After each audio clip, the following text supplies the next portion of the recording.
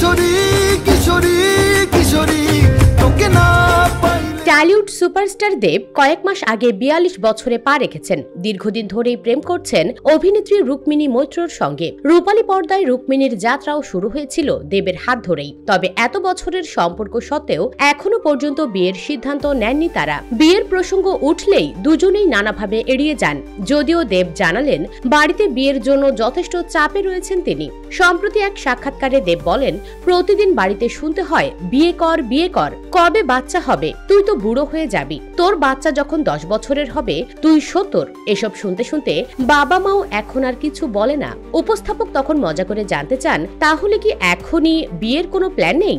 জবাবে দেব বলেন, আপাতত তো নেই, তবে হ্যাঁ একদিন তো করতে হবেই।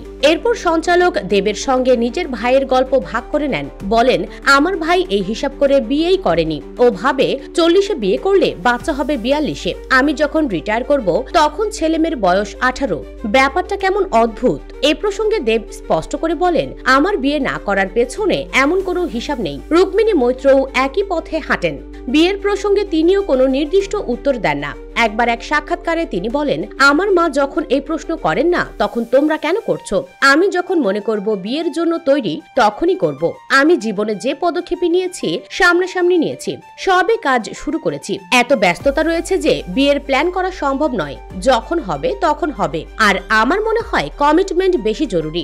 আজকাল অনেক বিয়েতেই দেখি বিয়ে টিকে আছে কিন্তু কমিটমেন্ট নেই। তাই আমাদের কমিটমেন্ট থাকুক, বাকিটা ক্রমশ প্রকাশ্য হবে। দেবের সর্বশেষ সিনেমা খাদান ব্যাপক ব্যবসা সফল হয়েছে। প্রথম বাংলা সিনেমা হিসেবে প্রথম সপ্তাহের আয়ের দিক থেকে এটি শীর্ষে জায়গা করে নিয়েছে। চলতি বছর তার 2টি সিনেমা মুক্তি পাবে, রঘু ডাকাত ও প্রজাপতি 2।